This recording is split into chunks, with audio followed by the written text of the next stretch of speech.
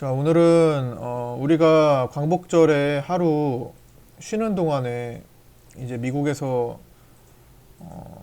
큰 변화가 있었죠. 다들 이제 뉴스 보시면은 보셨든 이제 아래 공포, 장단기 그림차가 역전됐다. 이게 간단히 무슨 말이냐라고 이제 설명을 해드릴 텐데, 어, 10년물하고 이게 채권이 있어요. 그러니까 이제 10년 물과 지금 2년물을 비교하고 있잖아요.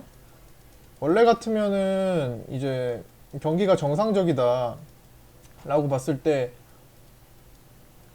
보통은 이제 이렇게 길게 투자하는 경우가 적겠죠. 그래서 수요가 사실 이렇게 많지가 않단 말이에요. 근데 지금과 같은 경우는 당장의 경기 침체가 우려가 되는 사람들이 많아서 10년물 오히려 길게 투자하는 쪽에 수요가 몰려버립니다. 수요가 몰리면 뭐가 되죠?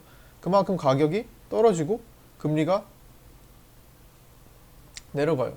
그래서 지금 이례적으로 굉장히 역전 현상이 일어났는데, 그러니까 오래 투자하는 게 더 불리한 입장이 돼버리는 거예요. 그래서 사실 최근에 이제 장기 금리가 쭉쭉 떨어져 나왔어요.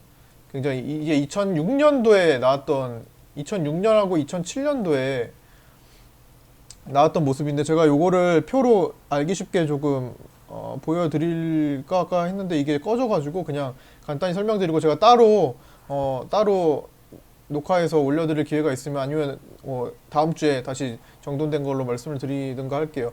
일단은 다들 이제 뉴스에서 보셨다시피 이제 장단기 금리차 역전 현상이 이제 12년 만에 일어났고 2006, 7년 이후에 그러면서 이제 아래 공포라는 얘기가 나왔죠. 아래 공포는 근데 처음 나온 게 아니죠. 아래 공포는 다들 2018년 10월, 작년 10월하고 12월하고 올해 3월하고 이렇게 계속 지금 나왔던 겁니다. 이때부터 계속 나오고 있었다는 거예요. 결국에는 금리 차이가 계속 좁혀지고 있었기 때문에 장단기 금리 차이가 계속 좁혀지고 있었기 때문에 사실 아래 공포는 언론이 최근에 다시 주목을 한 거지 원래 계속 이어지고 있던 거였어요. 이어지고 있는 상황 속에서 실질적으로 금리차가 역전이 딱 돼버린 겁니다. 덜컹. 최근에 이제 이때 금리차가 역전이 되고 나서 어땠냐. 일단은 평균적으로 한 7개월 정도 이후에 다시 미국 증시는 고점을 만듭니다.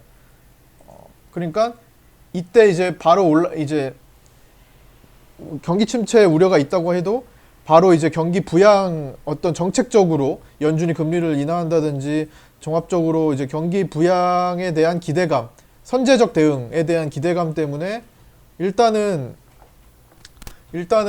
증시가 바로 떨어지지 않고 한 번 더 올라가는 경향을 보여요.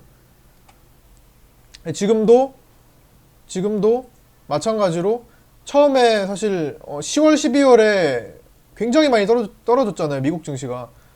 미중 무역 전쟁과 아래 공포 두 개 얘기 나오면서 굉장히 많이 떨어졌단 말이에요. 그리고 다 맞춰서 올라왔잖아요. 중요한 거는 일단 2006년, 2007년에 만들어진 이 장단기 금리 역전 현상과 지금 만들어진 거는 어찌 보면은 같지만 조금 다른 것도 있습니다. 그 다른 쪽 차이점에 조금 주목을 해서 볼 필요가 있을 것 같아요. 일단 2008년 전에 나왔던 장단기 금리 역전은 어떤 금융 위기 직전인 거잖아요. 어쨌든 금융적으로 어떻게 사람이 손을 쓸 수 없을 정도로 만들어진 거였고 지금은 사실 인위적인 거예요. 저는 인위적에 가깝다고 봅니다. 이번에는. 왜 인위적일까요? 2019년, 18, 19년에 만들어진 이 장단기 금리 역전 현상은 인위적이라고 봅니다. 트럼프 미국 대통령에 의해서 미중 무역 전쟁 때문에 지금 이게 만들어진 거죠. 중국의 경기 지표들 지금 다 박살났죠. 우리도 이제 좀 있으면 발표하겠지만, 굉장히 이제 인위적으로 미중 무역 전쟁이 없었다면은 이렇게까지 이 금리 역전 현상이 일어나지 않았을 가능성이 높은데, 자꾸만 증시를 끌어내리는 환경으로 계속 만드는 거죠. 서로 항상 증시는 안정적인 걸 좋아하지 이렇게 우리도 지금 마찬가지로 일본과 이런 무역 분쟁이 있는 거 증시는 좋아하지 않아요. 불안정한 거. 미국, 중국도 마찬가지. 그런데 인위적이니까 오히려 더 뭐죠? 회복될 수 있는 이유가 회복될 수 있는 방법이 있겠네요. 미중 무역 분쟁을 최소화시키면 되잖아요. 어쨌든 협상을 최대한 만들어내면 되잖아요. 언제까지? 트럼프가 목표로 하는 게 뭐죠? 재선이죠. 그때까지 2020년 11월인가요? 지난번에도 12년 전에도 장단기 금리 역전 현상이 발생한 다음에 1년에서 2년 사이까지는 버텨줬어요. 증시가 더 올라가면서.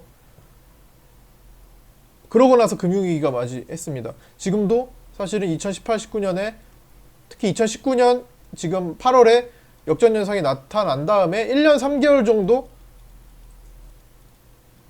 텀이 바로 딱 이미 미국 대선인 것 같습니다. 이때까지 어쨌든 증시가 미국 증시가 지금까지 쌓아올린 게 무너져 버리면 트럼프를 누가 뽑아주겠어요.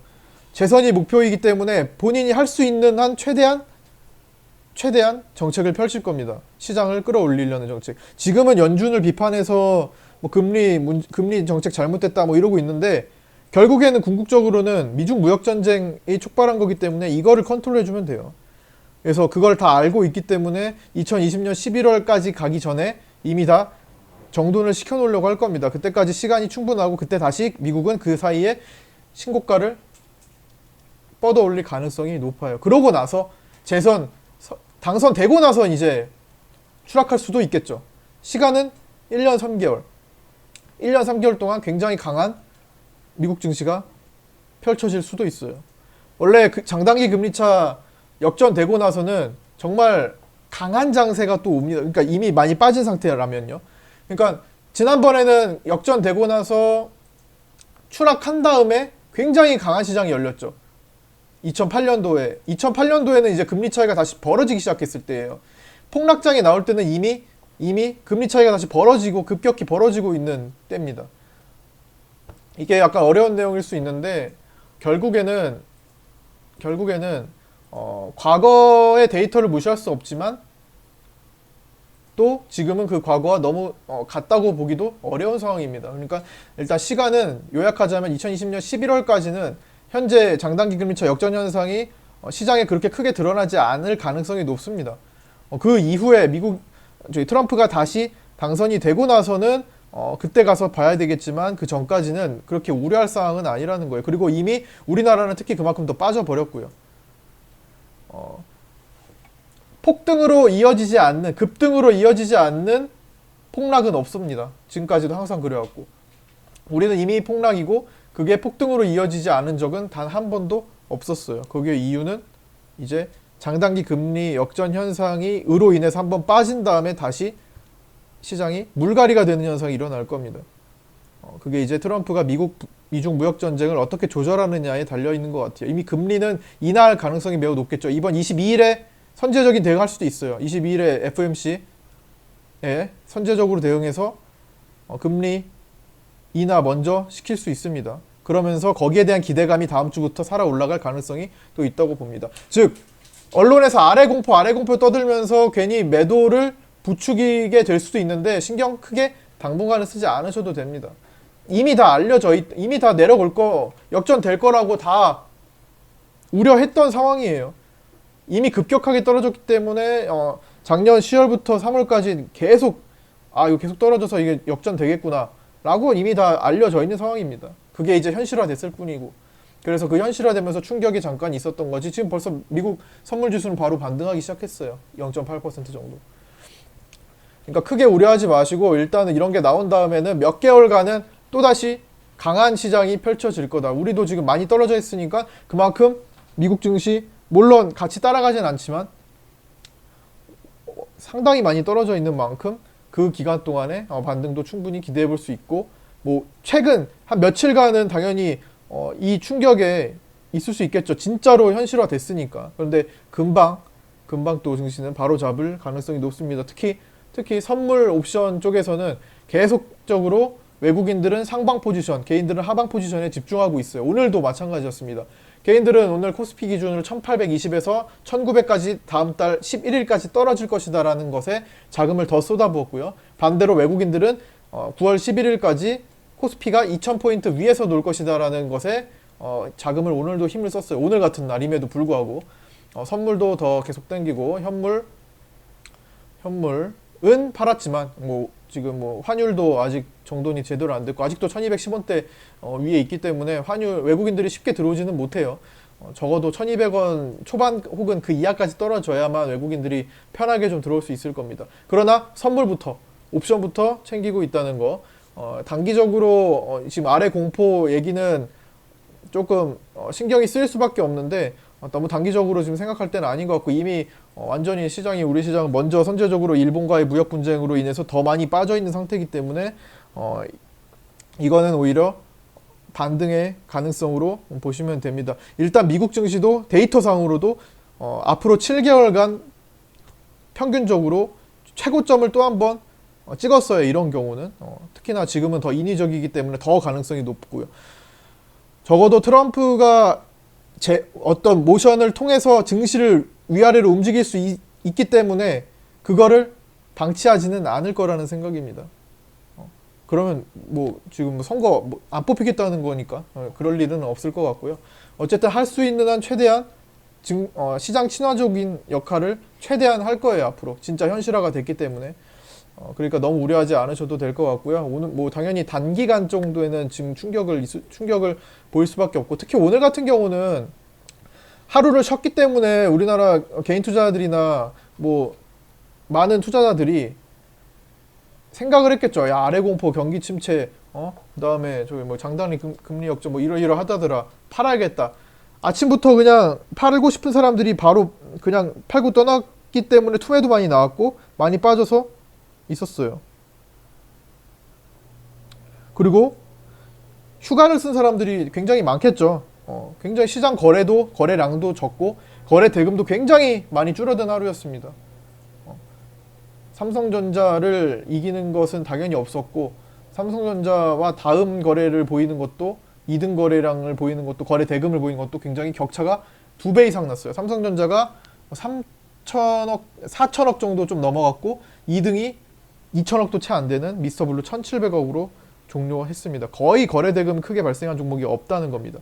많은 투자자들이 지금 연휴를 보내고 있다는 거고 그렇기 때문에 지금과 같은 매도세를 누군가 받아주는 사람도 없었을 것이고 또 반대로 매도를 더 많이 하지도 않았습니다. 그러니까 매도할 때 떨어지는 것도 거래 대금이 터진 것들이 거의 없다는 겁니다. 거래 대금이 터진 것은 그런 거밖에 없어요. 지금 전일 실적 발표 때 엉망 관리 종목이 되면서 오늘 하한가를 갔거나 오늘 하한가가 꽤 나왔습니다. 관리 종목으로 편입되면서 급락 나온 거 그런 것들은 거래가 터졌죠. 미래 SCI, 핸디소프트, DST 그 다음에 오파스넷, 센트럴바이오 이런 것들을 제외하고는 거래 터지면서 내려온 것은 없다고 보시면 됩니다. 그래서 일단은 오늘은 하락이 불가피한 날이었어요. 애초부터 야간 선물도 이틀 동안 누적돼서 빠졌고 사실 개파락이 생각보다 적게 했다고 생각될 정도로 잘 버텨준 거지 오늘은 하락이 불가피한 날이었습니다. 언론에서 이렇게 도배하는 것들 공포감 주는 것들은 크게 신경 쓰지 마시고 또 주말 지나서 미국 증시가 오늘 밤 사이에 지금 야간 선물이 한 0.89% 이렇게 올라가고 있는데 오늘 강하게 또 치고 반등해주면 월요일에는 다음 주에는 좀 더 오늘과 같은 하루가 아니라 좀 부드럽게 만들어낼 수 있는 한 주가 될 것 같습니다. 어쨌든 그 주가 문제가 아니라 어쨌든 9월, 10월, 11월, 12월 앞으로 몇 개월간 혹은 내년도까지 길게 봤을 때 지금은 굉장히 많이 떨어져 있는 위치니까 너무 크게 부담 가지실 필요가 없고요. 오래된 종목들의 차트를 길게 한번 당겨 보세요. 폭락이 나왔을 때 한 달간 혹은 두어 달간 어떤 모습을 보이다가 결국에는 뒤에 가격적으로 어떻게 되는지 금방 바뀌어요. 금방. 그렇기 때문에 지금은 그냥 관망을 많이 하셔도 상관없고 뭐 자금이 있다면 단기 매매를 하시되 기본적으로는 지금보다는 한 달 뒤가 혹은 몇 개월 뒤가 훨씬 나을 환경이라는 거. 이미 악재들은 재료 노출이 많이 되었기 때문에 금방 또 소멸이 됩니다. 지금과 같은 경우는 이제 미국에서 괜히 위협적으로 이번 달에 어제 다우지수가 3%대 빠진 게 이번 올해 들어서 최대치라고 막 하는 그런 공포감들 주는 그 말들이 많았잖아요. 이게 단어 선택과 그렇게 해가지고 그렇기 때문에 투자자들이 괜히 위축된 거지. 실제로는 약간 그 공포감이 좀 과장되어 있는 경향이 있습니다. 인위적인 이런 장단기 금리 역전 현상이었고, 그러니까 이런 공포감이 지금 인위적이었다는 거예요. 지난번 12년 전처럼 11년 전처럼 불가피한 금융 위기가 아닌 인위적인 거기 때문에 금방 또 만회점을 찾아내 갈 수 있을 겁니다. 자, 너무 두려워하지 마시고요. 주말 잘 편히 보내시고 다음 주 반등장 기대를 해보도록 하겠습니다. 자, 수고 많으셨고요. 주말 잘 보내시고 월요일에 뵙도록 하겠습니다.